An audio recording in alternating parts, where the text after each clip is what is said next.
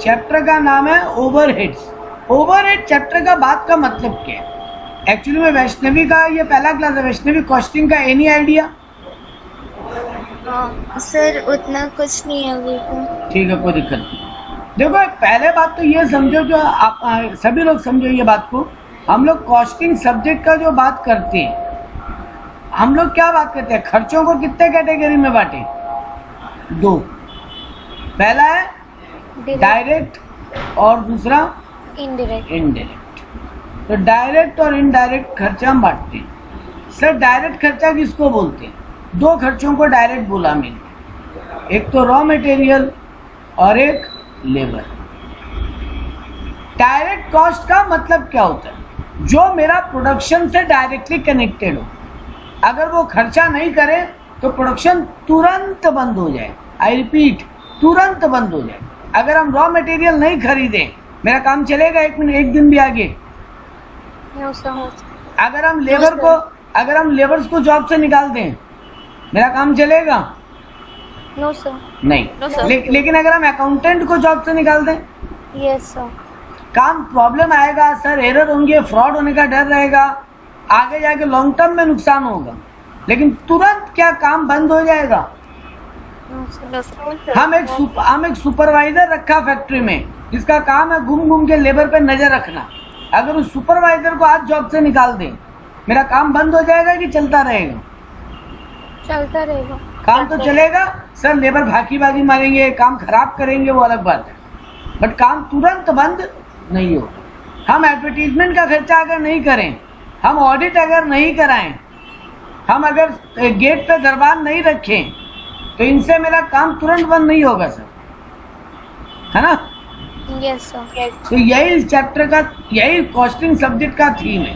तो जो डायरेक्ट खर्चे हैं, उनके कारण मेरा काम तुरंत बंद हो जाएगा, लेकिन इनडायरेक्ट खर्चों के कारण काम तुरंत बंद नहीं होगा। कॉस्टिंग इन्हीं सारे इनडायरेक्ट खर्चों को, आप अकाउंट जानते हो वैष्णवी? अकाउंट में हम लोग डायरेक्ट इनडायरेक्ट एक्सपेंसेस बोलते हैं। Yes sir. लेकिन कॉस्टिंग बोलता है डायरेक्ट या फिर इनडायरेक्ट मत बोलो, बाकी सब खर्चों को बोलो ओवरहेड्स। Yes sir. ओवरहेड्स मतलब हो गया रॉ मटेरियल लेबर छोड़ के सारे एक्सपेंसेस। सर ओवरहेड सारे इनडायरेक्ट होते हैं? हाँ। ओवरहेड को फिर कितनी कैटेगरी में बांटा? 3। सर क्या 3 कैटेगरी में बांटे? एक हम बोला फैक्ट्री ओवरहेड, एक हम बोला ऑफिस एंड एडमिनिस्ट्रेटिव ओवरहेड, और एक हम बोला selling and distribution overhead. Factory overhead जो भी हम आपको एग्जांपल दिया, हम क्या बोलते हैं, गेट पे एक दरबान रखा, हम एक सुपरवाइजर रखा, हम लेबर लोगों का हेल्पर रखा। वो हेल्पर क्या प्रोडक्शन में कुछ भी कम बेसी करेगा क्या? No sir. नहीं, लेकिन वो लेबर लोगों का मदद करेगा। रॉ मटेरियल ला के रखने में उन लोगों को और कोई मदद चाहिए होगा, उसमें कोई भारी सामान होगा तो उठा के देने में मदद करेगा। तो ये सब काम वो इनडायरेक्ट करेगा। तो ये सारे खर्चों को माना गया ओवरहेड। ठीक बात। ये जो डायरेक्ट खर्चे होते हैं ना, ये सारों को वेरिएबल कॉस्ट ही होता है। अब ये वेरिएबल क्या है? Anyone, what do you mean by variable expense? The cost which varies with the change in the output. Very good. The cost which varies with the change in output. वो खर्चा जो मेरा आउटपुट के हिसाब से कम बेसी हो, वो सारा मेरा वेरिएबल ओवरहेड, ये वेरिएबल खर्चा है। ठीक बात। जैसे एक एग्जांपल देते हैं, हम 10 रुपए का 1 kg रॉ मटेरियल लाया, 10 रुपए का 1 kg रॉ मटेरियल लाया, और 1 kg में मेरा 2 पीस बन जाते हैं। तो हमको अगर 4 पीस बनाना है तो हमको 2 kg रॉ मटेरियल लाना पड़ेगा। अगर हमको 8 पीस बनाना है तो हमको 4 kg रॉ मटेरियल लाना पड़ेगा। अगर हमको 16 पीस बनाना है तो हमको 8 kg रॉ मटेरियल लाना पड़ेगा। अगर हमको 100 पीस बनाना है तो हमको 50 kg रॉ मटेरियल लाना पड़ेगा। यानी जैसे जैसे मेरा आउटपुट बढ़ रहा है, मेरा रॉ मटेरियल का क्वांटिटी और कॉस्ट दोनों बढ़ रहा है। Yes, sir. इसी को बोलते हैं वेरिएबल कॉस्ट, विच वेरीज और चेंजेस विथ आउटपुट। लेकिन Yes, sir. ये जो तीनों के तीनों ही हैं, factory overhead and selling and, ये तीनों के तीनों भी फिर कुछ वेरिएबल भी हो सकते हैं और कुछ फिक्स भी हो सकते हैं। फिक्स खर्चा Yes, sir. जो आउटपुट के हिसाब से बदले नहीं। फिक्स खर्चा वो खर्चा है जो आउटपुट के हिसाब से बदलेगा नहीं। जैसे अकाउंटेंट का सैलरी, हम 1000 पीस बनाए फैक्ट्री में, मेरा आउटपुट 1000 पीस हो या 50,000 पीस हो, मेरा अकाउंटेंट तो उतना ही सैलरी लेगा। Yes, sir. अगर मेरा फैक्ट्री रेंट पे है, मेरा ऑफिस रेंट पे है, तो जो लैंडलॉर्ड उतना ही रेंट लेगा, चाहे हम 1 पीस बनाए चाहे हम 1 लाख पीस बनाए फैक्ट्री में, Yes, sir. तो वो हो गए फिक्स खर्चे। तो ये हम लोग मेन ब्रेकअप पढ़े। सर ये ब्रेकअप आज क्यों पढ़ रहे हैं? ये ब्रेकअप बेटा आज इसलिए पढ़ रहे हैं क्योंकि ये दोनों खर्चा, रॉ मटेरियल, लेबर, आपको जनरली आइडिया लग जाता है कि पर यूनिट कितना लगेगा, हाँ या ना? आराम से मेरा बात सोच के आंसर करना। हम बोला रॉ मटेरियल और लेबर जो है, मेरे डायरेक्ट एक्सपेंसेस जो हैं, वो मेरे को अंदाज़ा लग जाता है साल के बिगिनिंग में भी कि मेरा एक्चुअली में कितना रॉ मटेरियल लगना चाहिए था। वो थोड़ा बहुत ऊपर नीचे हो वो अलग बात है, लेकिन पर यूनिट 1 पीस बनाने के लिए मेरा कितना रॉ मटेरियल लगेगा और कितना लेबर को पेमेंट करना पड़ेगा, ये जनरली एक आइडिया लग जाता है, अप्रॉक्सीमेट नियरर आइडिया लग जाता है। Yes, sir. लेकिन Yes, sir. लेकिन ये जो ओवरहेड्स हैं और स्पेशली जो फिक्स ओवरहेड्स हैं, उनका अंदाजा लगाना आसान है क्या? पर पीस कितना लगेगा, टोटल का अंदाजा आप लगा सकते हो। आप बोलोगे सर वो तो पता ही है, मेरे अकाउंटेंट को अगर हम 20,000 रुपया महीना पे रखे हैं, साल भर का कितना लेगा? 2,40,000। Yes, sir. तो ये तो हमको पता ही था। सर इसमें दिक्कत क्या है? बेटा दिक्कत ये है कि हमको साल के एंडिंग में पता चलेगा ना एग्जैक्ट खर्चा कितना लगता है। एग्जैक्ट खर्चा हमको साल के एंडिंग में पता चलेगा। Yes. लेकिन हमको सेलिंग प्राइस तो बिगिनिंग में डिसाइड करना पड़ेगा, क्योंकि पूरा साल माल बनेगा, माल बिकेगा, माल बनेगा, माल बिकेगा, तो किस रेट पे बेचें? सेलिंग प्राइस तो हमको एक एज्यूम करना पड़ेगा। Yes, sir. तो बेटा अगर मान लो रॉ मटेरियल का 5 रुपये 1 kg का लगता है, लेबर 1 पीस बनाने का 4 रुपया लगता है, तो ये 9 रुपया तुमको पता है ना 1 पीस का कॉस्ट। Yes, sir. लेकिन ये जो एक सुपरवाइजर मेरा सैलरी ले गया, ये जो अकाउंटेंट मेरा सैलरी ले गया, ये जो मेरे शोरूम का रेंट लगा, ये जो मेरा सेल्समैन सैलरी लेके गया, ये जो मेरा डिलीवरीज का खर्चा लगने वाला है, मेरे को ट्रांसपोर्टर को जो पेमेंट करना पड़ रहा है, मेरे को एडवर्टीजमेंट के लिए जो खर्चा पेमेंट करना पड़ रहा है, वो भी तो हम प्रोडक्ट से बेच के वसूल करेंगे कि वो अपनी जेब से लगाएंगे? No, sir. Product से. प्रोडक्ट से बेचेंगे ऑब्वियसली, लेकिन सर वो पर यूनिट कॉस्ट तो पता नहीं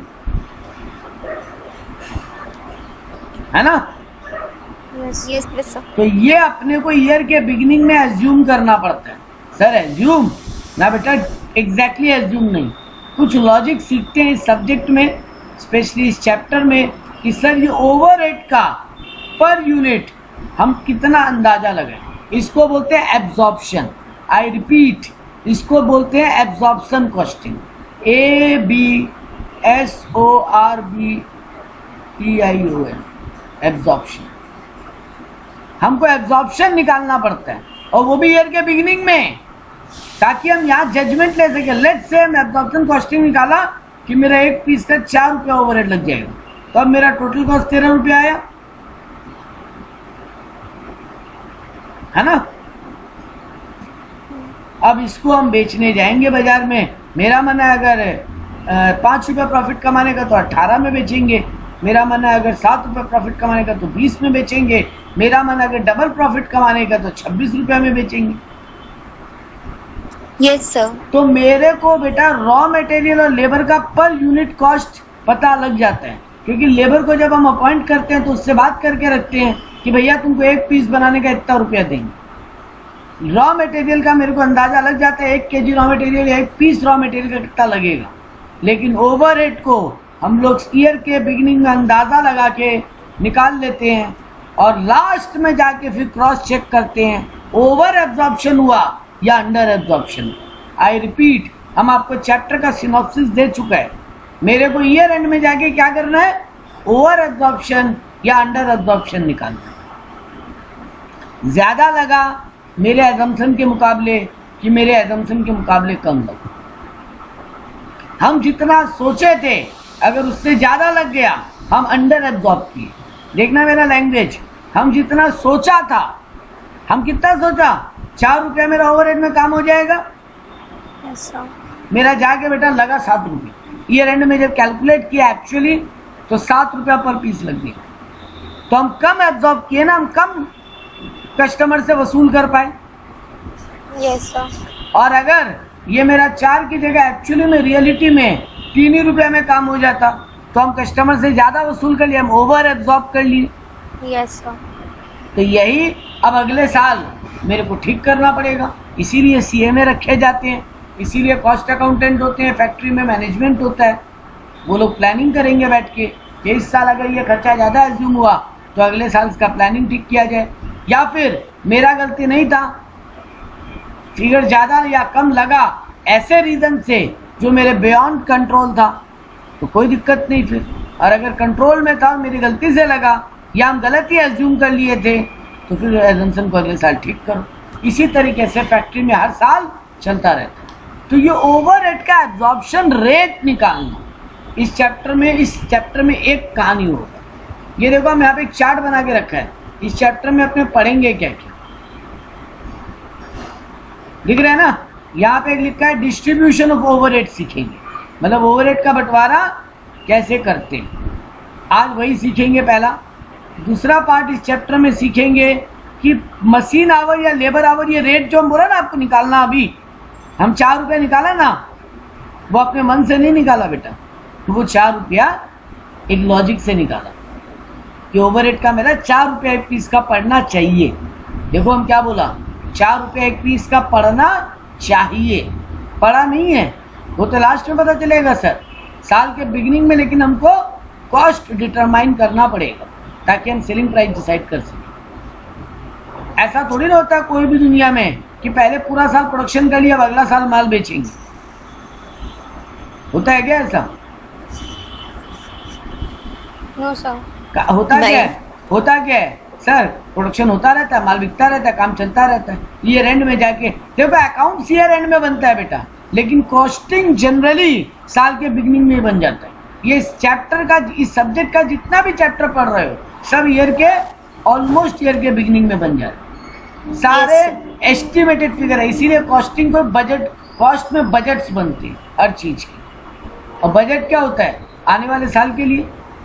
यस सर, तो ये इस सब्जेक्ट में हम लोग सीखेंगे। एक सीखेंगे ओवरहेड का बंटवारा कैसे करें, एक सीखेंगे ये पर मशीन आवर या पर लेबर आवर रेट कैसे निकालें, और एक निकालेंगे फिर ओवरहेड अंडर रिकवरी हुआ या ओवर रिकवरी, हम जितना सोचे थे उससे ज़्यादा लग गया है या हम सोचे थे उससे कम लग गया।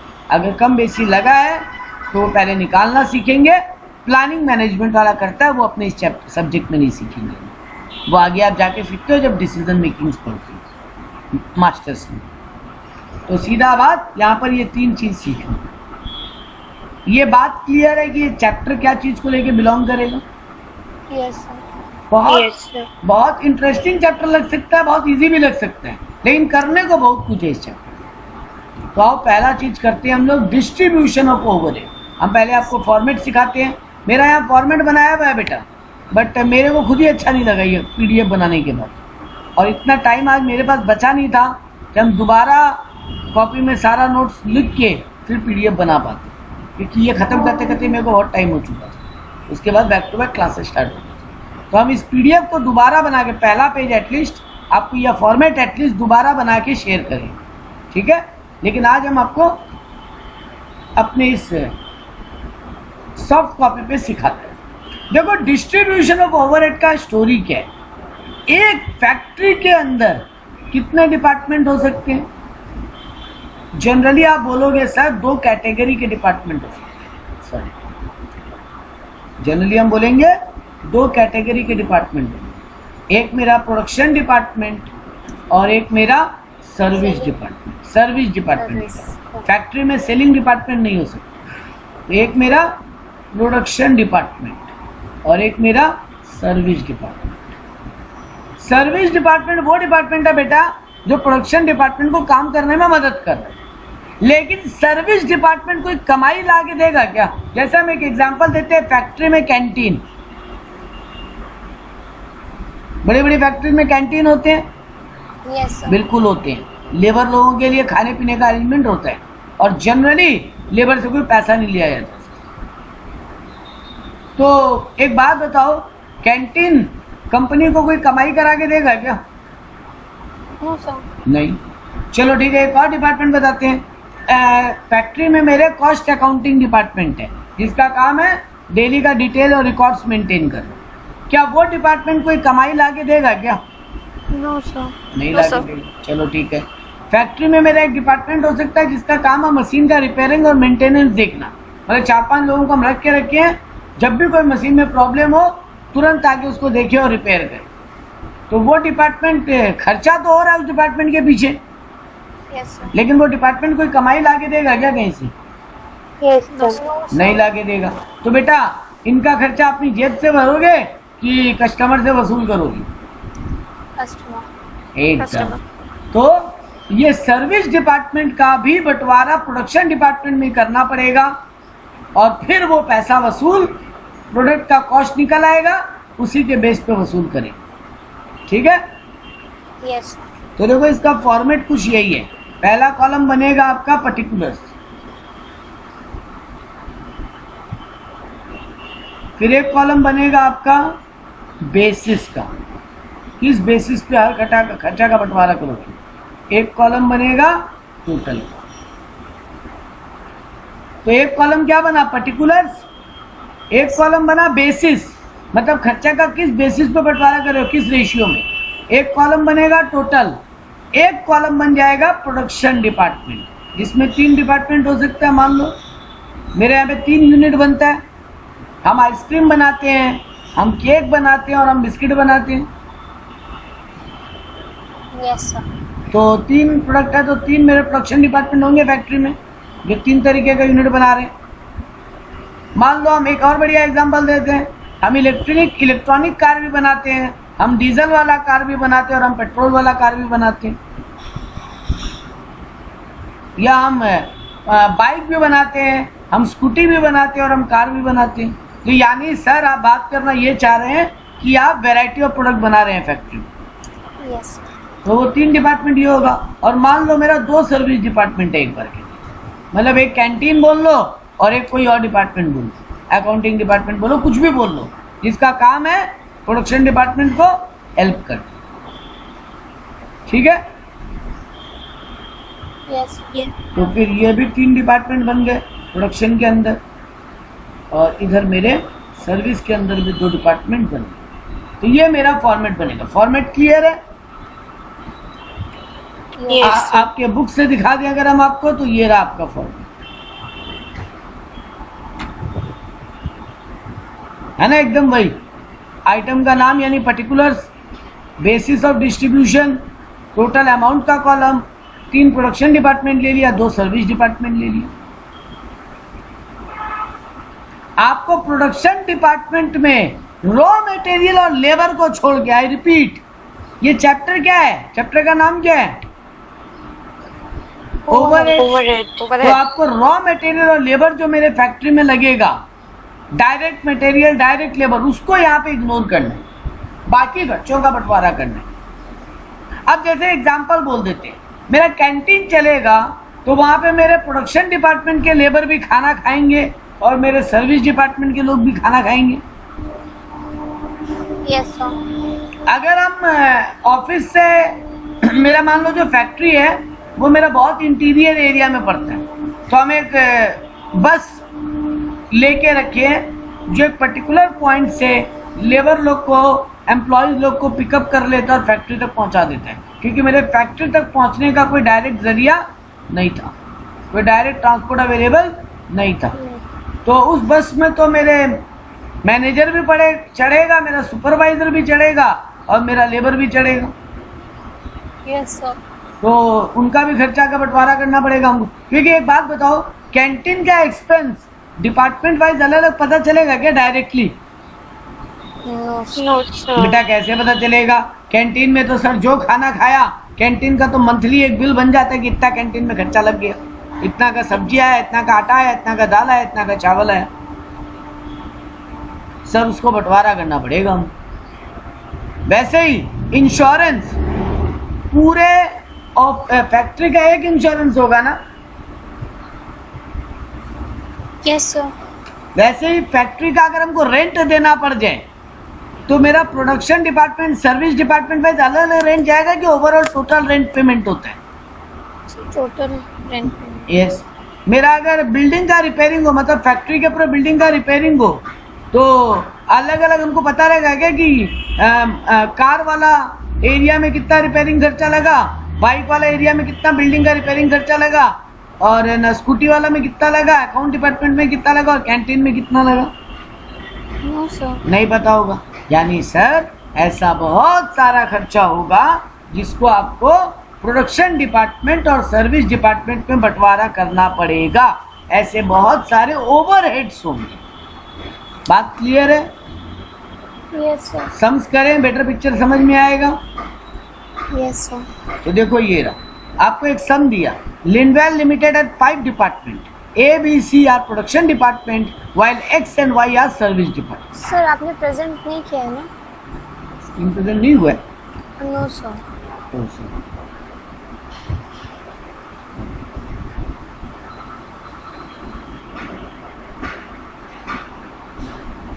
सर आपका वो नोट बुक दिख रहा था। अब ठीक है। हाँ आप बुक दिख रहा है। यस। हाँ. तो देखो ये वाला हम फॉर्मेट का बात कर रहे थे, तो हम आपको फॉर्मेट भी दिखाया नहीं था, हम मुंह से ही बोल गया था। ये देखो अभी दिख रहा है वो फॉर्मेट जो हम बोला था। Yes. Item, basis, total amount, फिर प्रोडक्शन डिपार्टमेंट का ABC और सर्विस डिपार्टमेंट का X and Y। Yes sir. चलो ठीक है, अब हम सम शीट करते हैं।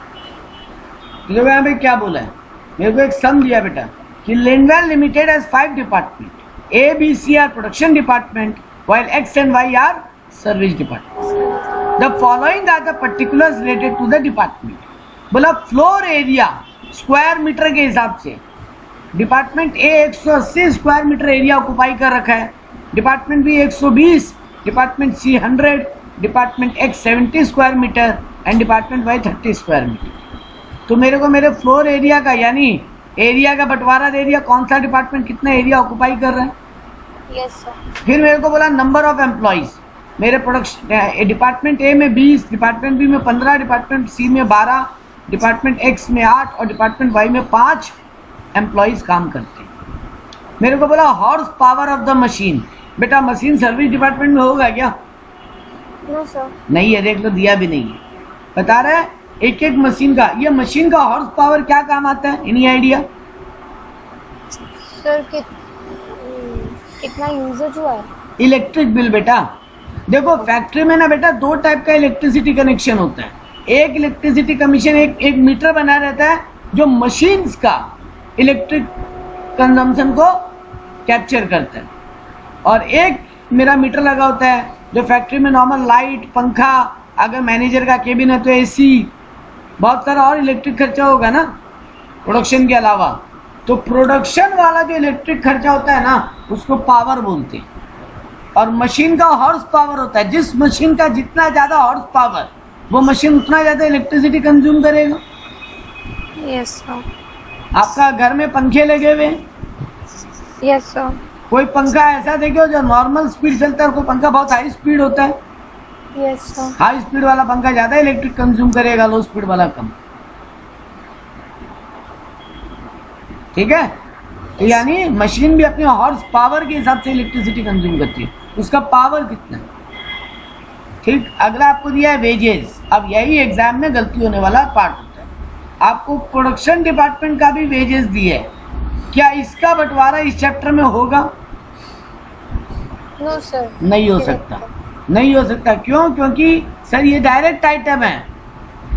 मशीन में, मशीन डिपार्टमेंट में यानी प्रोडक्शन डिपार्टमेंट में जो मेरा लेबर का वेजेस दिया गया है वो तो सर डायरेक्ट एक्सपेंस है, और ये चैप्टर ही आप कर रहे हो ओवरहेड्स का केवल। तो मेरा सर्विस डिपार्टमेंट का जो वेजेस लगा है वो हमको मतलब रखता है। वेजेस डिपार्टमेंट, प्रोडक्शन डिपार्टमेंट का लेबर या वेजेस हमको मतलब नहीं रखता इस चैप्टर में, ये दिमाग में रखना।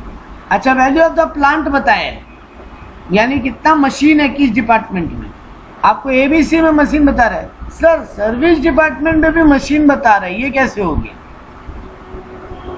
बेटा कंप्यूटर तो हो ही सकते हैं, यस सर, एसी तो हो ही सकते हैं, यस सर। तो ये मशीन का बात हो रहा है। ठीक है, नेक्स्ट आपको दिया वैल्यू ऑफ द बिल्डिंग, तो इसका भी आपको बंटवारा दे दिया, बढ़िया बात है।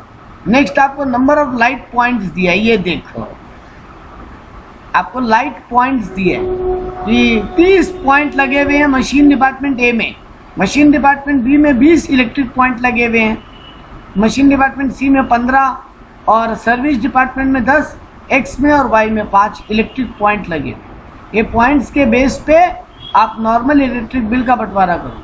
जितने ज़्यादा पॉइंट्स जिस डिपार्टमेंट में उतना ज़्यादा वहाँ इलेक्ट्रिसिटी कंज्यूम हुआ होगा, ये मान के चलते। और मेरे को लास्ट में स्टॉक का वैल्यू भी दिए, किस डिपार्टमेंट में कितना स्टॉक है। देखो एक्स और वाई में स्टॉक हो नहीं सकता था ना, क्योंकि एक्स और वाई में प्रोडक्शन थोड़ी नहीं कर रहा हो, तो सर्विस डिपार्टमेंट।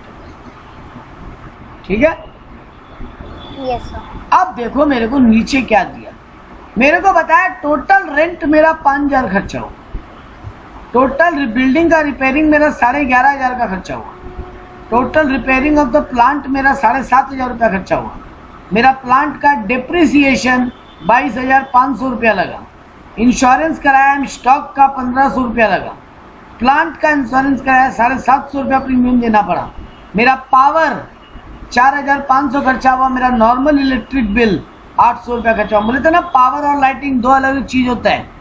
Yes, पावर मतलब मशीन का electric bill, power horse power से होगा, और light number of light points. Supervisor में आपको 6,000 रुपया खर्चा करना पड़ा, और वर्कमैन कंपनसेशन देना पड़ा इंश्योरेंस के रूप में 1,400।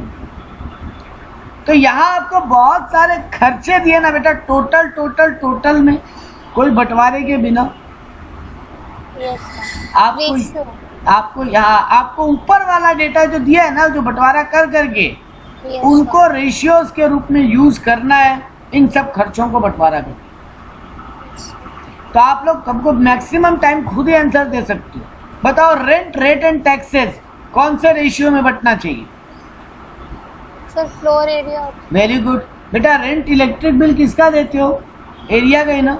Yes sir. अगर एक बात बताओ श्रीपर्णा, अगर आप 2000 स्क्वायर फीट का एक ऑफिस लेते हो तो ज़्यादा रेंट लगेगा, और अगर 100 स्क्वायर फीट का एक ऑफिस लेते हो तो कम रेंट लगेगा। Yes sir. तो यही बात यहाँ पे हो गया, यानी रेंट बटेगा फ्लोर एरिया पे। Repairing of the building, so value of building. Very good. अरे बाबा, जितना ज़्यादा बड़ा बिल्डिंग होगा उतना ज़्यादा रिपेयरिंग वहाँ लगेगा ना। एक रूम का रिपेयरिंग और एक पूरे फ्लैट का रिपेयरिंग, किसमें ज़्यादा खर्चा आएगा? फ्लैट। हाँ, क्योंकि फ्लैट का एरिया ज़्यादा है, वैल्यू ज़्यादा है। तो यहाँ पे वैल्यू ऑफ द प्लांट पे बटेगा, ये वैल्यू ऑफ द बिल्डिंग पे, sorry, repairing to the plant, ये वैल्यू ऑफ द प्लांट पे बट जाएगा।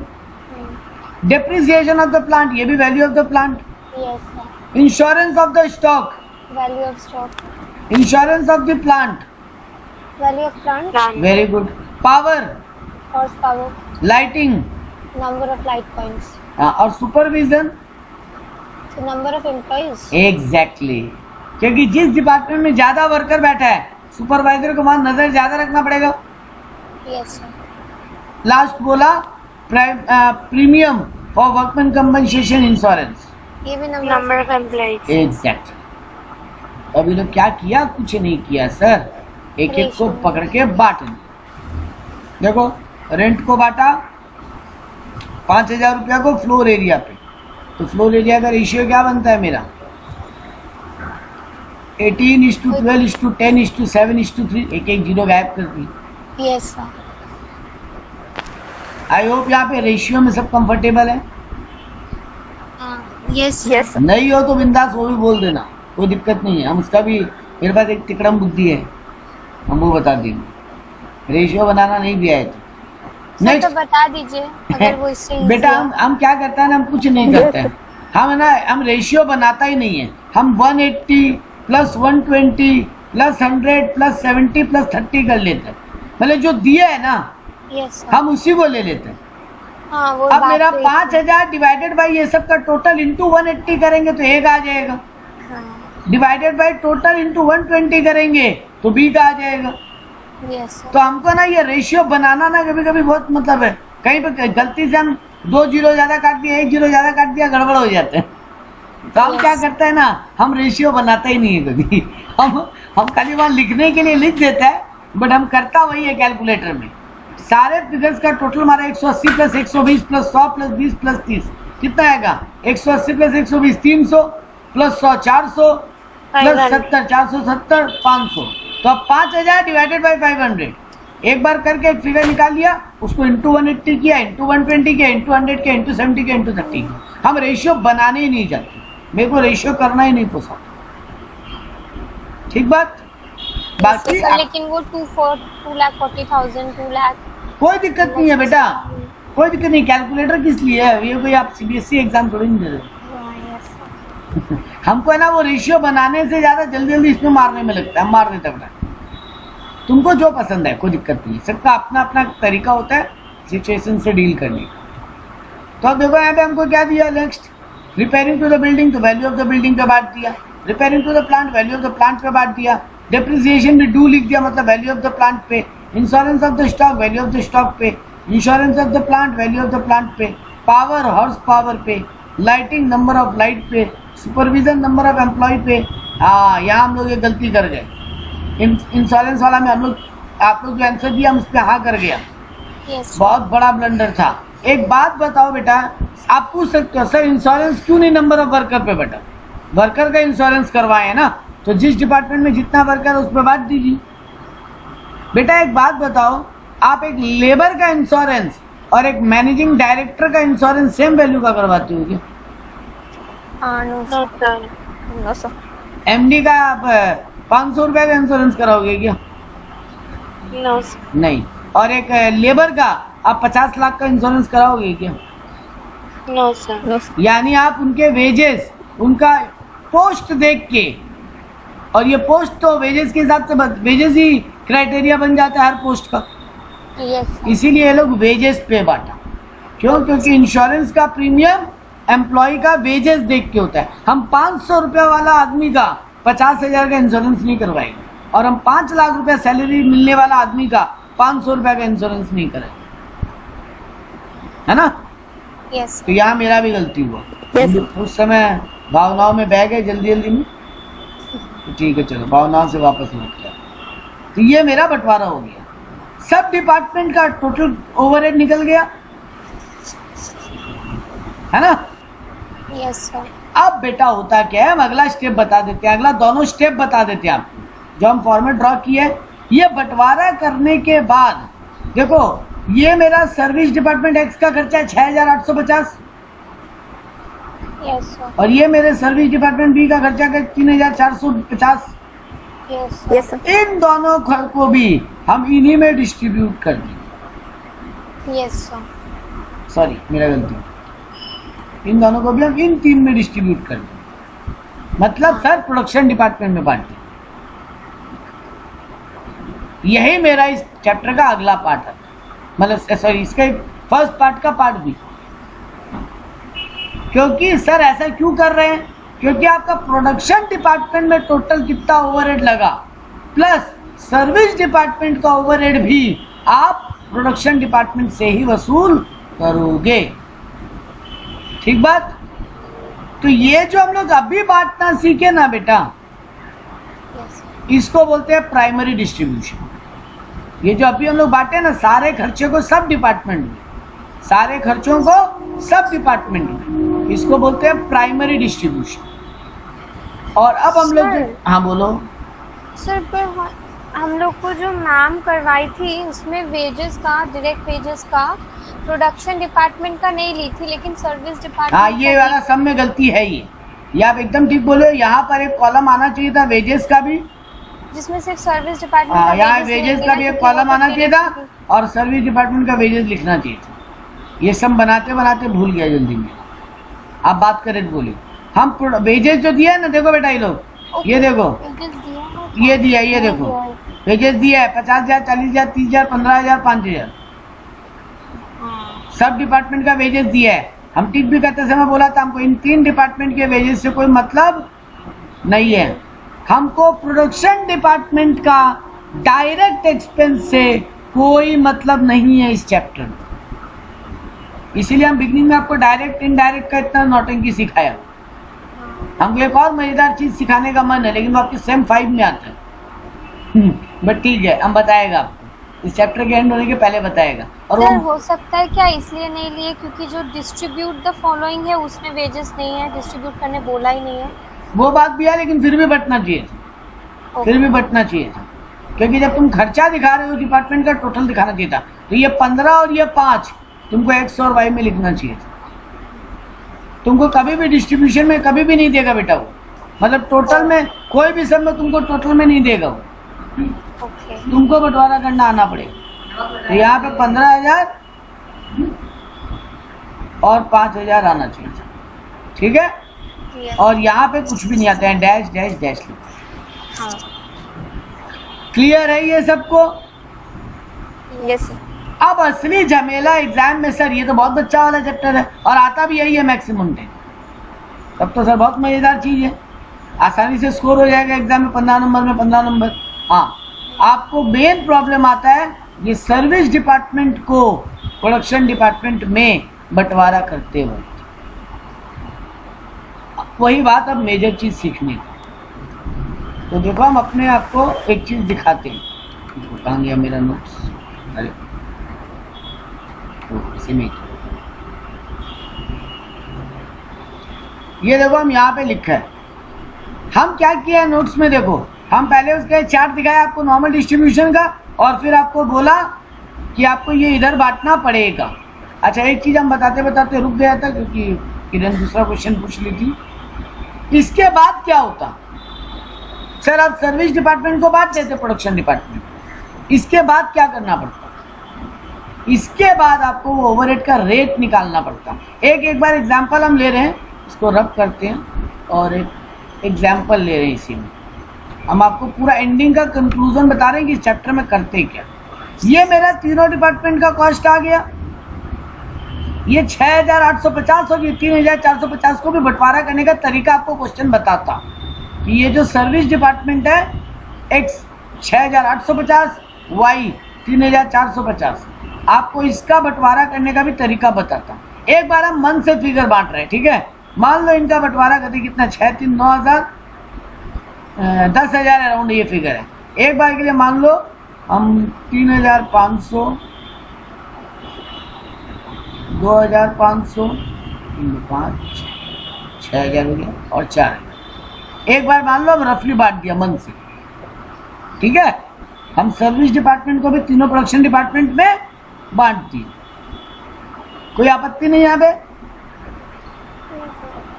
ये बार मन से लिया है फिगर पे मत जाना और बंटवारे का रेशियो पे भी मत जाना। हम आपको खाली कंक्लूजन समझाना चाह रहे हैं कि ये चैप्टर जाके खत्म कहाँ होता। ये बट गया तो अब हम क्या करते, मेरे को 2 में से एक तरीका दिया रहता, या तो डायरेक्ट लेबर आवर या डायरेक्ट मशीन आवर, क्योंकि फैक्ट्री में पूरा का पूरा खर्चा या तो लेबर कनेक्टेड है या प्रोडक्शन कनेक्टेड है, मशीन कनेक्टेड। मेरे को दोनों में से एक तरीका देता, तो इसको जोड़ लेते तो टोटल आ जाता ना, एक फाइनल टोटल। 21,000 में 3,500 जोड़ते, मान लो एक बार 24,000 आता। 16,000 में 2,500 जोड़ते तो 18,700 आता, और 12,960 प्लस 4,000 जोड़ते तो 16,960 आता, है ना। अब हम क्या करते, इसको मशीन आवर देता हमको या तो, या लेबर आवर देता, कि प्रोडक्शन डिपार्टमेंट ए में मशीन कितना घंटा चला या लेबर कितना घंटा काम किया। वैसे प्रोडक्शन डिपार्टमेंट बी में मशीन कितना घंटा चला या लेबर कितना घंटा काम किया, और प्रोडक्शन डिपार्टमेंट सी में मशीन कितना घंटा चला या लेबर कितना घंटा काम किया। मान लो एक बार के लिए हम बोलते हैं यहाँ 12,000 घंटा मशीन चला, यहाँ 3,000 घंटा मशीन चला, और यहाँ मान लो 4,000 घंटा मशीन चला। ठीक है, तो मेरा पर मशीन आवर ओवरहेड कितना लगा, 2 रुपया। यहाँ पे मोटा मोटी एक बार के लिए 6 रुपया, और यहाँ पे मोटा मोटी एक बार के लिए 4 रुपया। सर एक बार रिपीट कीजिए। हम क्या करते हैं बेटा, तीनों डिपार्टमेंट का मेरा खर्चा बटा हुआ है। Yes sir. मेरे को सर्विस डिपार्टमेंट का फिगर अलग से पता है, यस सर। उसको भी हम प्रोडक्शन डिपार्टमेंट में बांट देता कोई एक सर्टेन रेशियो में जो एग्जाम में गिवन होगा आपको। हाँ। बंटवारा करने के बाद एक टोटल आता ना। Yes sir. अब मेरे को फैक्ट्री में क्या होता है बेटा, ओवरहेड को किस रेट पे एब्जॉर्ब करें। हम बिगिनिंग में ये वर्ड यूज किया था ना। Yes sir. तो किस रेट पे एब्जॉर्ब करें, वो रेट निकालने के लिए दो में से एक टेक्निक यूज करते हैं। या तो मशीन आवर बेसिस पे डिवाइड कर देते हैं या लेबर आवर, क्योंकि जनरली जितना घंटा मशीन चला ऑलमोस्ट उतना ही घंटा लेबर काम किया होगा, यस सर। या जितना घंटा लेबर काम किया उतना ही घंटा मोटा मोटी मशीन चला होगा। ऑलमोस्ट सिमिलर ही होंगे ना दोनों। Yes sir. थोड़ा बहुत ऊपर नीचे हो सकता है सर कि लेबर बैठा रहा, मशीन खराब था, तो लेबर तो अपना पूरा टाइम बैठा 8 घंटा, लेकिन मशीन 2 घंटा खराब था तो मशीन तो 6 ही घंटा चला, वो अलग बात होगी। लेकिन जनरली लेबर आवर या मशीन आवर दो में से एक बेसिस हम लोग पकड़ते हैं, ओवरहेड को वसूल करने का तरीका देखते हैं। तो अब हम यहाँ क्या करते हैं, या तो मशीन आवर से डिवाइड कर देते हैं या लेबर आवर से। मान लो मेरे को बोला डिपार्टमेंट ए में मशीन 12 घंटा चली थी तो 24,000 खर्चा लगा है। मशीन 12 घंटा चली तो 2 रुपया मेरा ओवरहेड लगा ना पर मशीन आवर। Yes sir. वैसे ही मेरा मशीन प्रोडक्शन डिपार्टमेंट बी में 6 रुपया आएगा और प्रोडक्शन डिपार्टमेंट सी में 4 रुपया आएगा। Yes sir. ये मेरे को पता चल गया ओवरहेड का एब्जॉर्प्शन रेट। अब अचानक अगर हम बोलते हैं किरण कि मेरा प्रोडक्ट ए का एक पीस बनाने में, प्रोडक्ट ए का एक पीस बनाने में मेरा मशीन 2 घंटा चलता है, प्रोडक्ट बी का एक पीस बनाने में मेरा मशीन 3 घंटा चलता है, और प्रोडक्ट सी का एक पीस बनाने में मेरा मशीन 2.5 घंटा चलता है।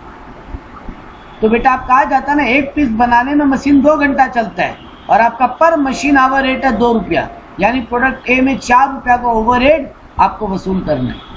Yes sir.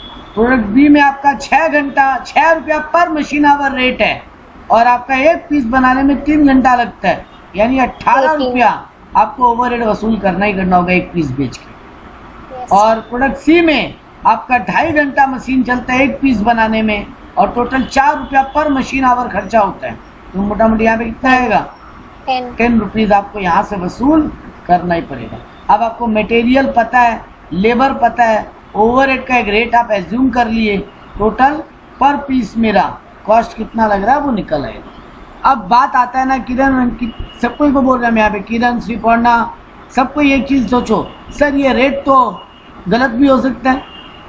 Yes sir. क्योंकि ये तो आप एज्यूम किए कि इतना खर्चा ऐसे ऐसे बटेगा। हाँ एक्चुअली में ईयर एंड में जाके पता चला, हम तो सोचे थे ओवरहेड एक पीस में 4 रुपया लगेगा प्रोडक्ट ए में, लेकिन मेरा लग गया 7 रुपया, तो हम 3 रुपया ज़्यादा खर्चा कर दिए। इसीलिए आप लोगों को एक चीज़ समझाते हैं कि कोई भी कंपनी जनरली अपना प्रोडक्ट का रेट उसी हिसाब से सेलिंग प्राइस डिसाइड करता है कि जितना ओवरहेड का रेट लगेगा उससे थोड़ा ऊपर ही जाके सेलिंग प्राइस डिसाइड करें ताकि लॉस नहीं।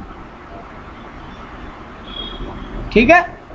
Yes sir. अगर मेरा प्रोडक्ट ए में 13 रुपया कॉस्ट लगा है ना मैन्युफैक्चरिंग, तो हम इसका सेलिंग प्राइस 18, 19, 20 रुपया रखेंगे, ताकि अगर मेरा ओवरहेड बढ़ भी जाए, हम 4 रुपया सोचे तो 7 रुपया भी लग जाए, तो भी मेरा लॉस तो नहीं हो सेलिंग प्राइस।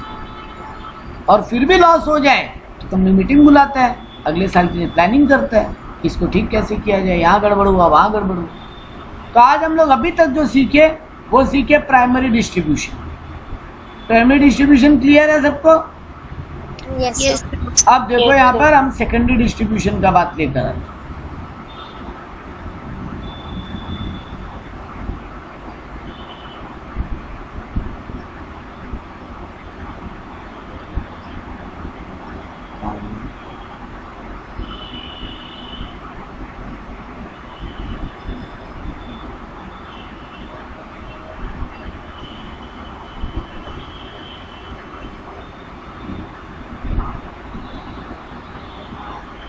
अच्छा ये देखो हम आपको एक लिस्ट दिखा दे रहे हैं।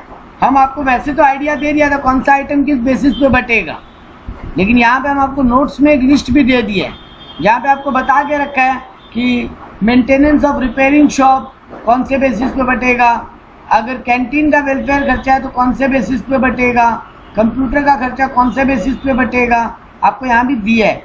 अगर आपको देखना हो तो आप देख सकते हो, हालांकि वो उतना काम नहीं आता, बट अगर किसी को देखना हो तो यहाँ से गो थ्रू कर सकता है कौन सा आइटम किस बेसिस पे बटता है।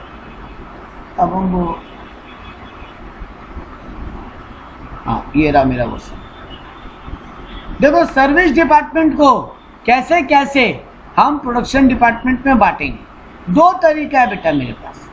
नंबर 1, जहाँ पर देखो 3 एग्जाम में कैसा कैसा सम देगा आपको। एग्जाम में आपको सर्विस डिपार्टमेंट को सिर्फ प्रोडक्शन डिपार्टमेंट में बांटना है ये बता देगा, और आपको रेशियो दे देगा कि 3:2:1 में बांटो, 1:1:1 में बांटो। मतलब आपको बता देगा कि सर्विस डिपार्टमेंट को प्रोडक्शन डिपार्टमेंट में किस रेशियो में बांटना है। एक तो इस टाइप का सम देगा। दूसरा टाइप का सम आपको देगा जहां बोलेगा सर्विस डिपार्टमेंट को प्रोडक्शन डिपार्टमेंट में भी बांटो। एक एग्जांपल सुनना, एक्स मेरा सर्विस डिपार्टमेंट था जिसको हम आपको बोल रहे हैं ए बी सी में भी बांटो और वाई में भी बांटो। मेरा बात सुन समझ में आया कि नहीं आया? Yes sir. नहीं आया सुनो दोबारा, हम आपको लिख के दिखाते हैं। इसको लिख के दिखाने से करने से आसान हो।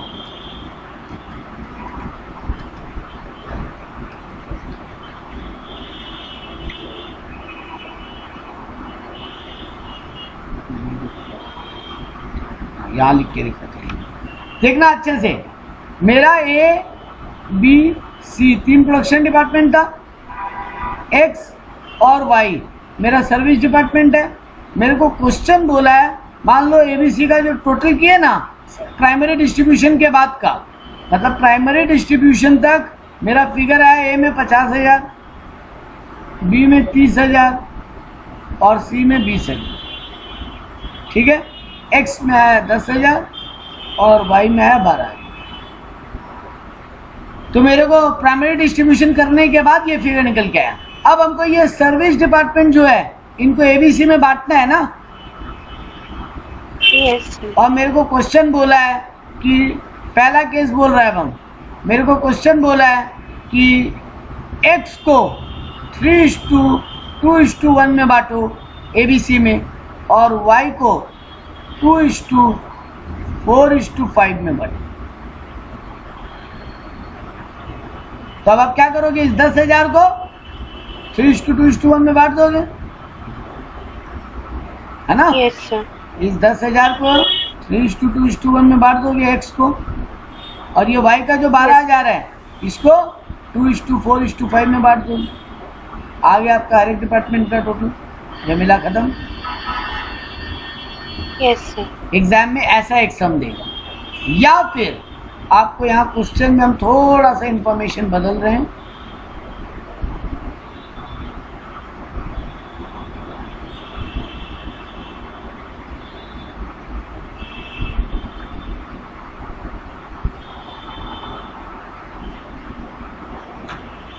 आपको बोलेगा कि डिपार्टमेंट एक्स को ए बी सी और वाई में बांटो, 3:2:1 का रेशियो, और डिपार्टमेंट वाई को सिर्फ ए बी सी में बांटो 2:1:2 का रेशियो। बात समझ में आया? Yes sir. तो आप क्या करोगे, पहले इस 10,000 को ए में, बी में और सी में और वाई में बांट दोगे। 3:2:2:1 का रेशियो में। Yes, sir. अब फिर जो फिगर आएगा उसको ए, बी और सी में बांटोगे 2:1:2 के रेशियो में। बात समझ में आई Yes, sir. सबको? Yes sir. हम क्या किया, हम सबसे पहले x को बोला गया था ए, बी, सी और y चारों में बांटने, तो हम x को चारों में बांट दिए।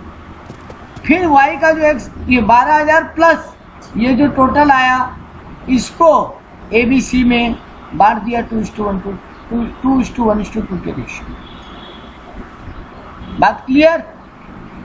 यस। अब आता है एग्जाम में सर इतना आसान देगा नहीं देगा, आपको थोड़ा सा बदमाशी करवाए। और अब देखना मेरा मजेदार कहानी, एक बार के लिए देख के लगेगा पता नहीं क्या मांग रहा है क्वेश्चन, लेकिन है कुछ भी नहीं, बहुत आसान बात बोला है, बट थोड़ा सा आपसे बंटवारा का मेहनत बार बार करवा रहा है। यहाँ बोल रहा है क्या, देखो x को a, b, c, y चारों में बांटो 2:2:1:1 के रेशियो, और y को a, b, c और x चारों में बांटो। मतलब यहाँ बोला 2:1:1:2 के रेशियो। तो x जो है वो y में भी बट रहा है और फिर y जो है वो x में भी बट रहा है। क्वेश्चन समझ में आया? Yes sir. प्रॉब्लम क्या आएगा Yes, वो sir. बोल सकते हो? हाँ वो टोटल में। क्या टोटल में प्रॉब्लम? सर अगर पहले y को बांटते हैं तो उसको तो x में बांट दिया, फिर उसका जो x का लेके उसको y में वापस बांटेंगे, तो अब जो y में गया वो पहले वाले टोटल में नहीं आया। प्रॉब्लम वो नहीं है, प्रॉब्लम ये आ रहा है बेटा, ये 10,000 हम चारों में बांट दिया, यस सर। ये 10,000 जीरो हो गया, फिर x पूरा बट के खत्म हो गया। हाँ अब y में एक टोटल आया, यस सर।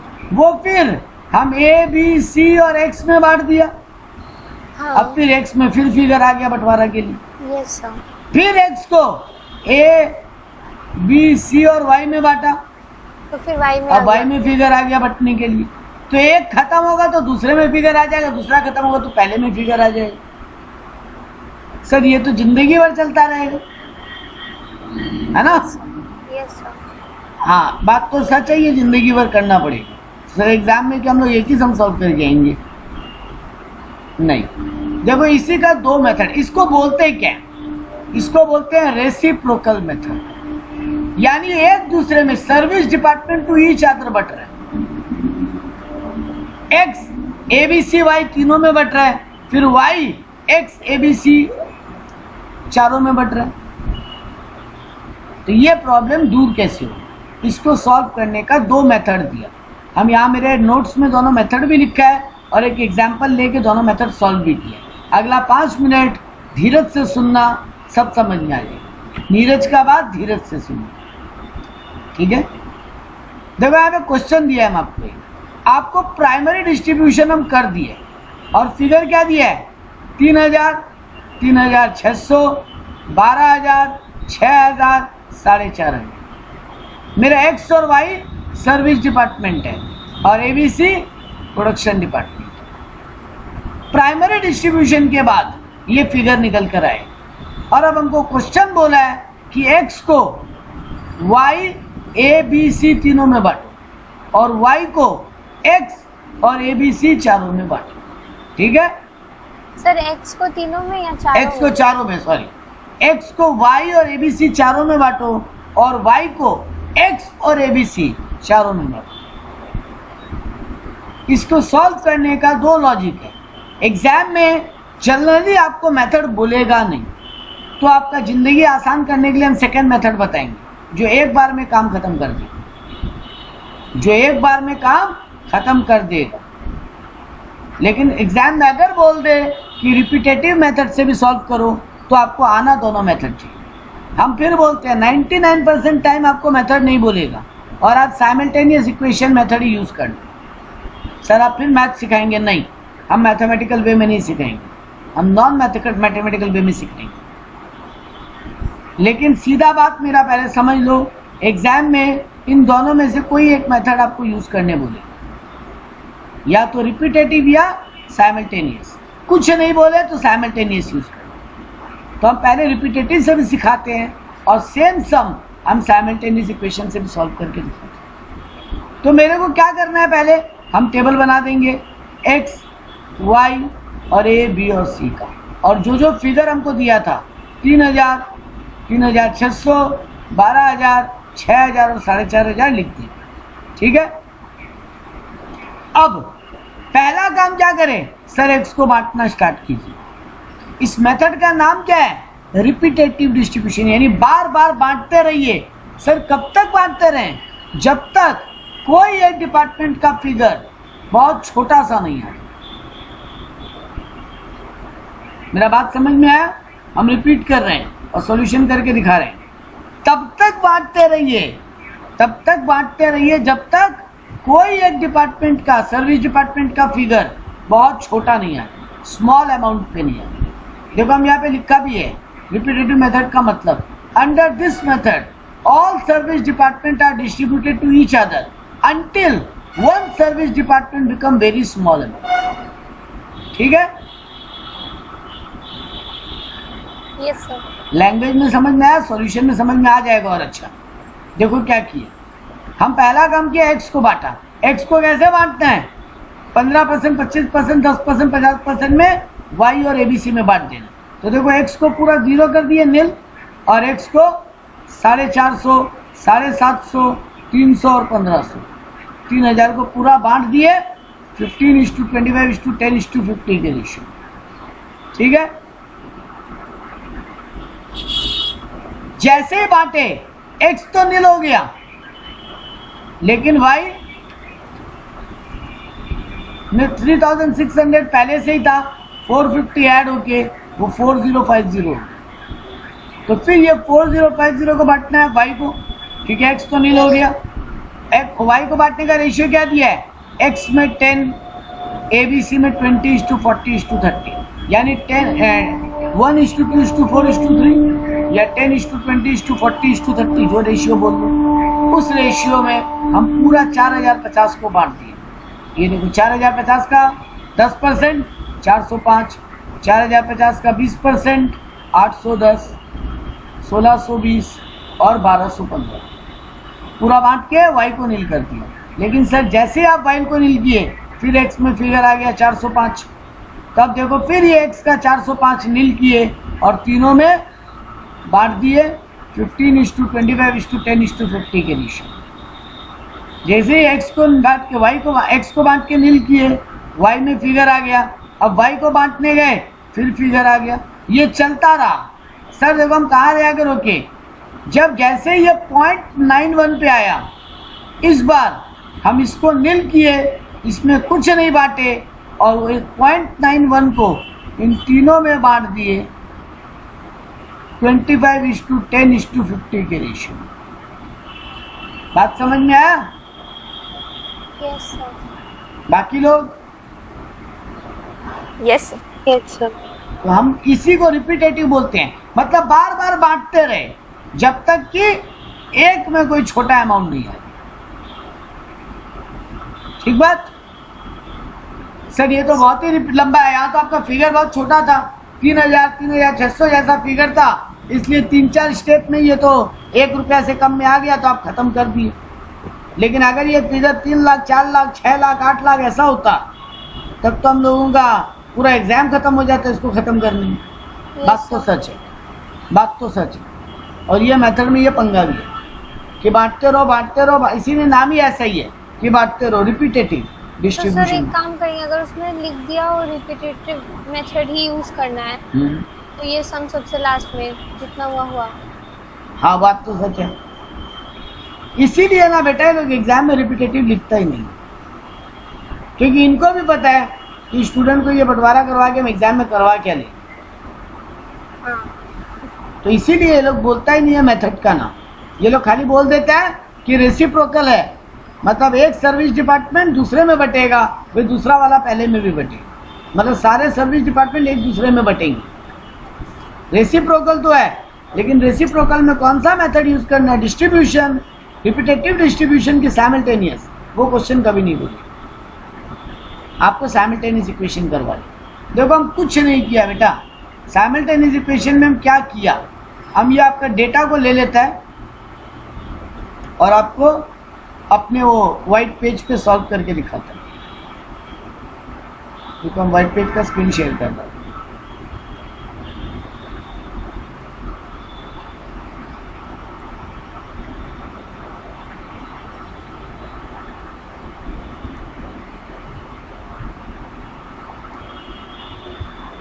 व्हाइट स्क्रीन है। Yes sir, yes sir. देखो मेरे पास क्या था बेटा, x का कितना फिगर था 3000 और y का कितना फिगर है 3600। मेरा क्वेश्चन ये बोला था ना, x का 3000, y का 3600 है, और मेरे को बोला x बटेगा y में किस रेट पे, x का बंटवारा का परसेंटेज क्या था, जो हम क्वेश्चन से नोट डाउन कर ले रहे हैं उसको 1 मिनट के लिए, 15%, 25%, 10%, 50%। तो x बटेगा y में और ABC में 15%, 10%,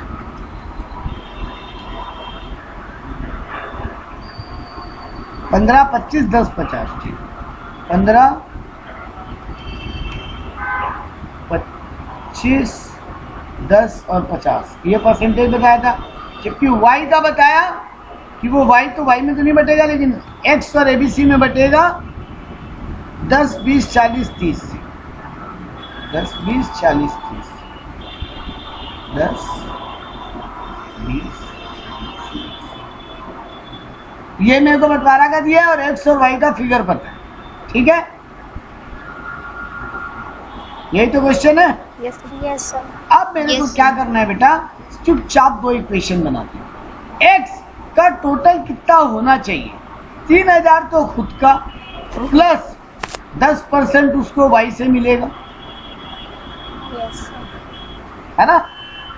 यस सर, x को यस सर, x को y का 10% मिलेगा ना, तो x का अगर हम टोटल निकालते तो खुद का 3000 प्लस y का 10%, वैसे ही y का कितना है, खुद का 3600 प्लस उसको x से मिलता 15% ऑफ x, ठीक है।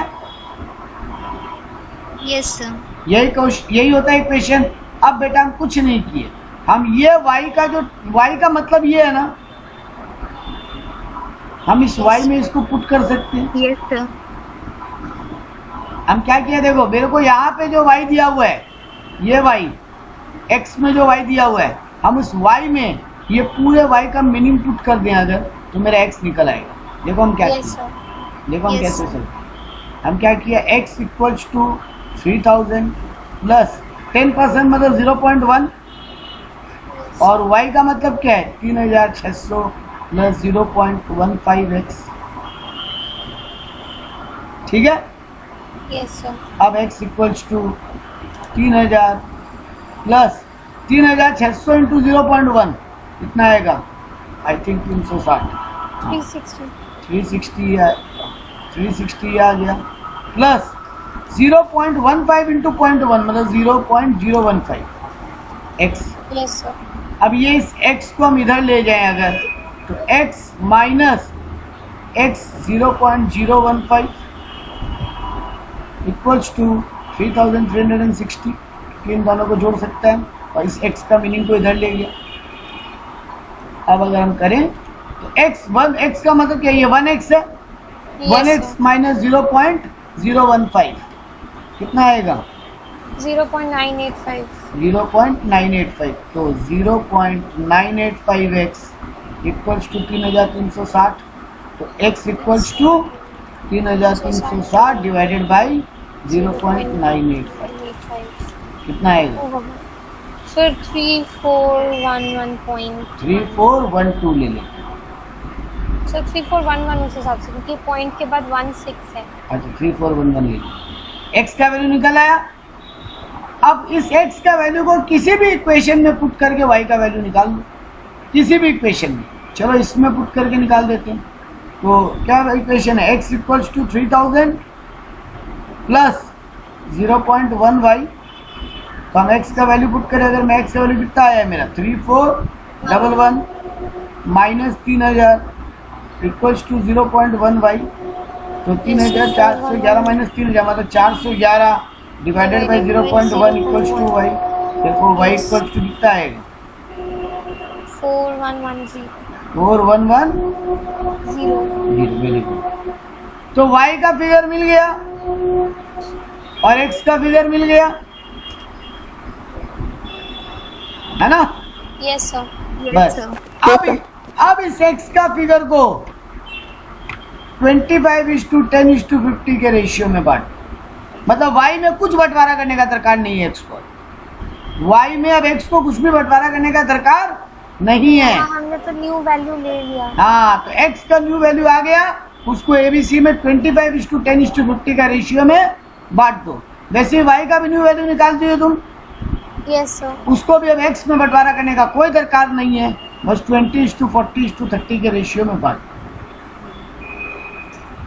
2:4:3 के रेशियो में बांट। तो हो गया, x भी बढ़ गया, y भी बढ़ गया, ABC का अपना खुद का फिगर था ही, ऐड कर लो, आंसर आ जाएगा।